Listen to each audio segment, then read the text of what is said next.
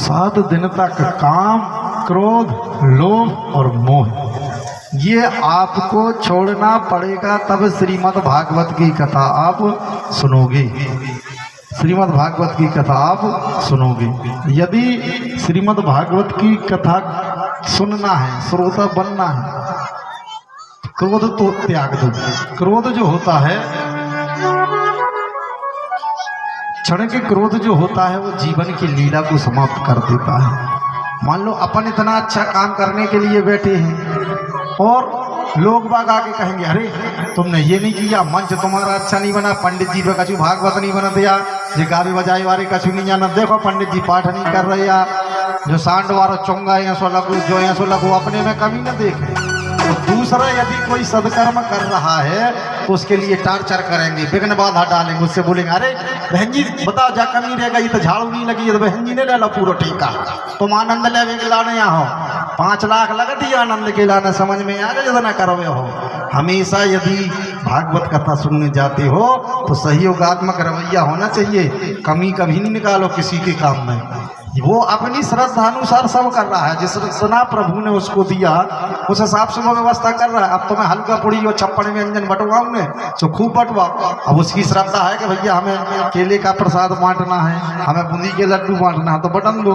तो मैं चरने 56 व्यंजन से अरे प्रसाद लो नहीं दूंगा, बता मोरी बहू भंडारे में 2 पूड़ी लो नहीं देंगे, अरे दोनों प्रसाद बता रहा कहाँ सगरो अपने घर में धर लो।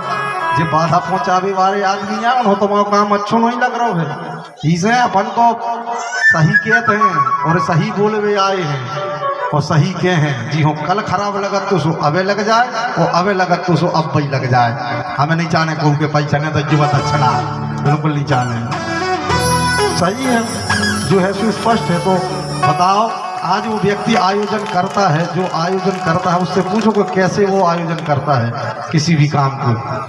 दिन रात एक परिश्रम करके उस कार्यक्रम को मूर्त रूप देता है और इस स्थान पर पहुंचाता है। और यदि हम उसमें कमी निकालें तो ये हमारी मूर्खता है। कभी भी धार्मिक काम में अड़ंगा नहीं डालना चाहिए।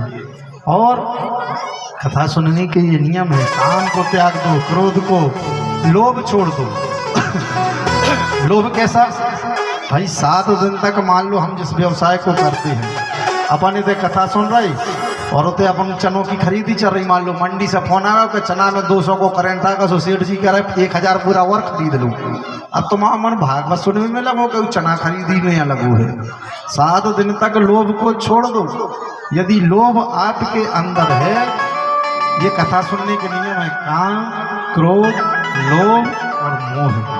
मोह किसी से नहीं कि ये हमारे बच्चे हैं, ये हमारे नाती हैं, ये हमारे पोते हैं, ये हमारे भांजे हैं, ये भांजी हैं। भी आए तो उन्हें पानी की पूछो, उनको चाय की पूछो, उनको तिलक लगा, लोग सुपारी खुआ, जमाने भर को खुआ, बाद में खुआ लाई क्यों आए हैं। सुबह स्वागत हो गया, वो कथा सुनेंगे, उसके बाद देते हैं उठो सो उनको स्वागत सत्कार कर दो। भाई ये समय दोबारा मिलने वाला नहीं है जो ये समय अभी मिल रहा है। तो इस समय का हमें सदुपयोग करना है। अपन तो जितना बनता है 3-4 घंटे पूरा कभी फ्री नहीं बैठते कि चलो ठीक है भैया जितना बना सुनाते चलो, क्योंकि आपका और हमारा सत्संग न जाने प्रभु कब बनाए। और ये सत्संग यदि आज बना है तो इसका आनंद ले लो। और ये तो जल्दी बन गया। 1 माह पहले भी हम गाना कुंज में आए थे, सभी लोगों को जानकारी होगी। बिहारी जी ने ये दोबारा का सत्संग बनाया है 1 माह के अंदर। 27 जनवरी से बैठ की थी वहाँ। श्रीमान श्रीमती रामबाई गणेश पटेल साहब ने वो आयोजन किया था, बड़ा आयोजन हुआ था। और ये भी बढ़िया आयोजन हो रहा है, आनंद आ रहा है, बरस रहा है। तो ये हमारा सत्संग है और इस सत्संग का एक भी क्षण व्यर्थ नहीं जाना चाहिए। हमारा तो यही उद्देश्य रहता है, क्योंकि भक्ति में कहीं कोई कमी नहीं रहना चाहिए। और यदि यहाँ कमी रखी तो फिर क्या मतलब था। यहाँ यदि हम किसी चीज़ को छोड़ दिया हमने, कोई मतलब नहीं है।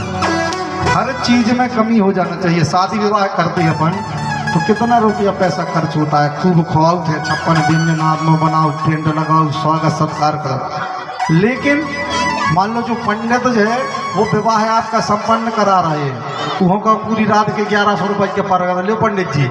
और यदि पंडित जी ने कहते कि यार ये कम से हैं यार यजमान, ये पैसे कम हैं, अरे पंडित जी तुम तो बहुत लोभी हो हैं। दूसरों 20,000, टेंट वाले हो 5 लाख, डीजे बारे हों 10,000, बाजे बारे हों 20,000 और पंडित जी हों 1100 रुपये जो बेचारो पूरे संस्कार या करवा रहे रात भर।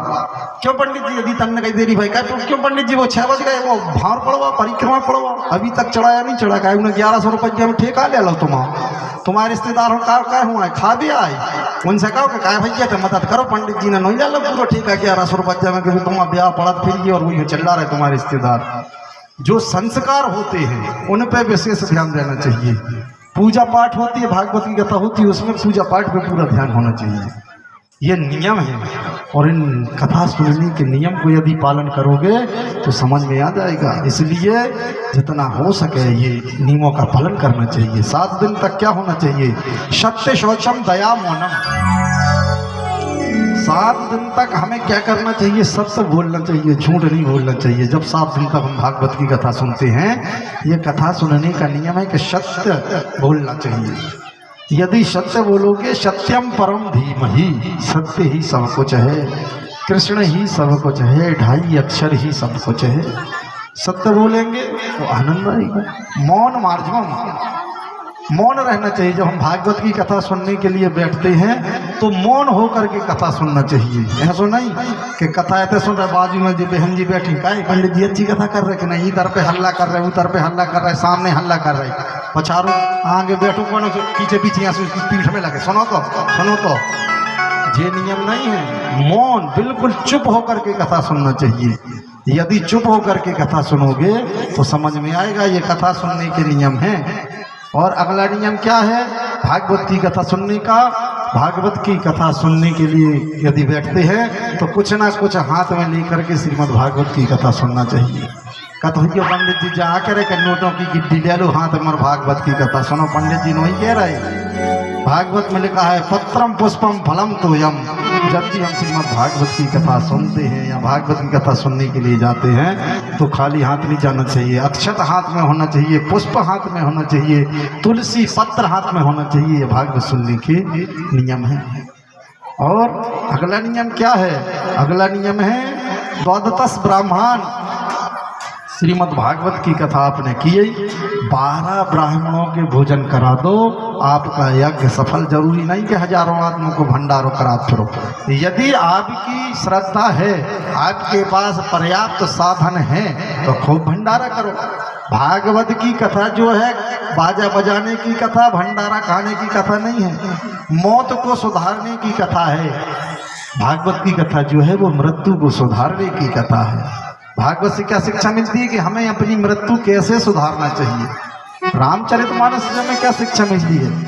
रामचरितमानस से हमें शिक्षा मिलती है कि हमें कैसे रहना चाहिए। हमारे मर्यादा पुरुषोत्तम भगवान श्री राम ने गृहस्थ आश्रम में कैसे रहा, अर्थात बड़ों के साथ कैसे रहना चाहिए, छोटों के साथ कैसे रहना चाहिए, भाई के साथ कैसे रहना चाहिए, पत्नी के साथ कैसे रहना चाहिए, मोहल्ले में कैसे रहना चाहिए। ये मिलती है श्री रामचरितमानस से कथा। और महाभारत से क्या शिक्षा मिलती है? हमें क्या करना चाहिए और क्या नहीं करना चाहिए। क्यों? महाभारत का जो युद्ध था वो धर्म और अधर्म का युद्ध था। तो हमें धर्म का साथ देना चाहिए कि अधर्म का साथ देना चाहिए, ये हमें महाभारत से शिक्षा मिलती है। तो ये कथा सुनने के नियम है। यदि कथा सुनने के नियम आपने इस प्रकार से कथा सुनी तो आपकी कथा सार्थक है, और इस प्रकार से आपने कथा नहीं सुनी तो आपकी कथा निरर्थक है। जितना बन सके इस प्रकार से कथा सुनो तो बढ़िया आनंद आएगा। भगवान के कितने अवतार हैं? 24 अवतार, 24। हरि अनंत हरि कथा अनंता। विद्वानों ने अपने मत के अनुसार भागवत पुराण को श्रीमद् भागवत क्यों कहा जाता है? क्योंकि भागवत पुराण ही एक ऐसा पुराण है जिसमें सभी देवी देवताओं के अवतारों का वर्णन मिलता है। कृष्ण एवं ही साक्षात भगवान कृष्ण का रूप है श्रीमद् भागवत की कथा। कोई मामूली ग्रंथ नहीं है, और जिसने इसे मामूली समझा, समझो गड़बड़ हो जाता है। हम सौभाग्यशाली हैं सभी, हम सभी सौभाग्यशाली हैं कि आज भागवत कथा कहाँ सुनना चाहिए? सबसे पहले तीर्थ क्षेत्र में। जब तीर्थ क्षेत्र में नहीं बनती तो सरोवर के किनारे। जब सरोवर के किनारे तुम्हारा स्थान नहीं बनता तो जंगल में कथा सुनना चाहिए। जब जंगल में जगह नहीं मिलती तो गौशाला में कथा सुनना चाहिए। जब गौशाला में आपका साधन नहीं बने तब घर में श्रीमद् भागवत की कथा सुनना चाहिए। तो हम बड़े सौभाग्यशाली हैं। आज जंगल में मंगल हो रहा है, पर्वत पहाड़ बाजू से लगा है, वृक्ष हरी भरी लगी है, ये आनंद कहाँ मिलता है ये बताइए। तो इसका एक भी मिनट एक भी समय व्यर्थ नहीं जाना चाहिए, आनंद लेना चाहिए। भगवान ने कितने अवतार लिए? 24 अवतार लिए। 24 अवतार, 6 अवतार ब्राह्मणों के लिए, 4 अवतार क्षत्रियों के लिए, 6 अवतार वैश्यों के लिए, और जो शेष अवतार लिए वो शूद्रों के लिए। क्योंकि प्रभु वैसे कई अवतार है, लेकिन मनीषियों ने, जो विद्वानों ने वो 24 अवतार बताए हैं। 24 अवतार। सबसे प्रथम अवतार कौन सा है? साय प्रथमम देव कौमारा सर्गमासिस था। भगवान का जो सबसे पहला अवतार है वो सनकादिक ऋषियों का है, जो ब्रह्मा जी के मानस पुत्र हैं। सनकादिक ऋषि, सनक सनंदन सनातन और सनत कुमार, ये सनकादिक ऋषि हैं। सनकादिक ऋषि यदि नहीं होते तो ये श्रीमद् भागवत की कथा भी नहीं होती। इसलिए ये कोशिश करो कि हमें इसका उपयोग करना चाहिए। सबसे पहला अवतार सनकादिक ऋषियों का अवतार, नारद अवतार, कपिल अवतार, मत्स्य अवतार, कच्छप अवतार, मोहिनी अवतार, राम अवतार, श्याम अवतार और दत्तात्रेय, अनसुईया। हमारी भारतवर्ष की माता बहनों का सतीत्व कितना अच्छा रहा होगा, कितना अच्छा चरित्र रहा होगा कि आज देवताओं को भी बालक बना करके और पालनी में झुलाया है। ये पतिव्रत धर्म रहा है तो सिर्फ भारतीय महिलाओं में, भारतीय माताओं बहनों में, और किसी में नहीं है। और मोहिनी अवतार, मोहिनी अवतार धारण किया था भगवान ने। मोहिनी अवतार कब किया था? आज कहते हैं कुंभ स्नान। कुंभ जानते हो क्या कहलाता? सब लोग जाते हैं। भारतवर्ष में 4 जगह कुंभ भरा जाता है।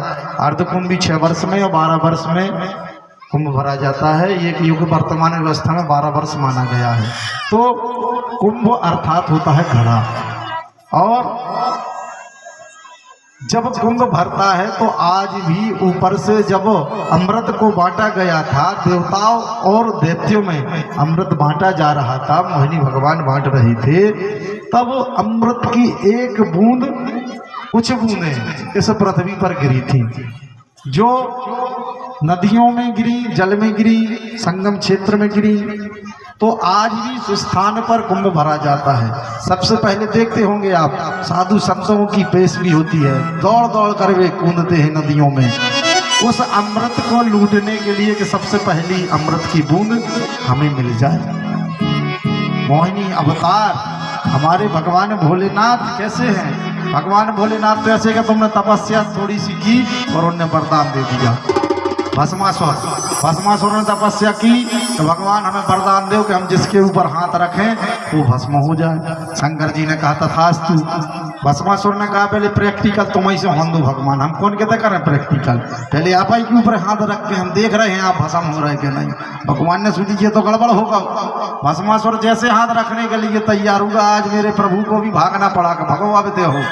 तो ऐसे प्रभु न सोचते हैं, विचारते हैं। भगवान ने वरदान दे दिया शिव जी ने, और उस वरदान को पूरा करने के लिए हमारे वैकुंठवासी लक्ष्मी नारायण भगवान ब्रह्मा विष्णु महेश, ये सृष्टि के रचयिता, सृष्टि के पालन करता और सृष्टि के संहार करता है। तो ये सिस्टम पूरा बनाया हुआ देवताओं की लीलाओं को समझने के लिए। राम और श्याम अवतार, मत्स्य अवतार, हंसा अवतार। अब जो अवतार होना है 24वां अवतार जो होना है वो कौन सा अवतार होना है? कली अवतार। कलयुग का जब अंत आएगा संपूर्ण पृथ्वी जलमग्न हो जाएगी। अभी कलयुग की आयु कितनी है? 8,32,000 कुछ वर्ष है कलयुग की आयु।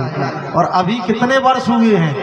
5,118-20 के लगभग हुए हैं अभी, लगभग, पूरे नहीं लगभग। तो अभी कलयुग की तो शुरुआत नहीं है। और जिस दिन, अभी तो शुरुआती दौर पर कलयुग प्रारंभ भी नहीं हुआ। 4,32,800 में 5,000 क्या है, छोटा सा है, कुछ नहीं है। तो अभी तो प्रारंभ है। जैसे जैसे कलयुग की आयु बढ़ेगी तैसे तैसे इस पृथ्वी पर अत्याचार अनाचार बढ़ेगा, अत्याचार बढ़ता जाएगा, अनाचार बढ़ता जाएगा और चारों ओर महामारियां, दुर्भिक्ष, अकाल मृत्युआं ये होती जाएंगी और पृथ्वी जलमग्न होगी और कलयुग का अंत होगा और नए युग का प्रजन्म होगा। तो ये भगवान के अवतार हैं। भगवान के अवतारों की कोई वर्णन नहीं कर सकता, कोई कल्पना नहीं कर सकता कि कितने अवतार हो, कितने हैं। लेकिन 19वां 20वां अवतार राम और श्याम का था, राघवेंद्र सरकार का अवतार, कृष्ण अवतार, बलराम अवतार, हंस अवतार, कलगी अवतार, कश्यप अवतार, कमल मुनि अवतार, कितने अवतार नहीं हुए। यदि एक एक अवतार का वर्णन करने के लिए बैठेंगे तो 7 दिन का भागवत तो 7 वर्ष में भी पूरी नहीं हो सकती। लेकिन विद्वान अपने अपने मत के अनुसार उसका वर्णन करते हैं। एक एक अवतार का वर्णन करने में कई वर्षों लग जाएंगे। लेकिन भगवान की जो कथा है 7 दिन में सभी लोग अपने मत के अनुसार जितना विवेक प्रभु उनको देते हैं, जितना विवेक वक्ताओं को भगवान देते हैं, वो अपनी अपनी बुद्धि के अनुसार प्रभु के अवतारों का वर्णन करते हैं। इसलिए कभी ये नहीं सोचना अलग अलग विद्वानों ने, किसी ने 18 अवतार भी बताए हैं, किसी ने 22 अवतार भी बताए हैं, लेकिन जो शास्त्र सम्मत बात आई है वो भगवान के 24 अवतारों की आई है। और 24 अवतारों के माध्यम से भगवान ने जो अवतार लिए, उन अवतारों के माध्यम से भगवान ने किसी न किसी अवतार को धारण करने के पीछे मेरे प्रभु का नरसिंह अवतार भी लिया, वामन अवतार भी लिया। जब जब होए धर्म कै हानि, बाढ़े असुर अधम अभिमानी, तब तब धर प्रभु मनुज शरीरा और हरहि कृपा निधि सज्जन पीरा।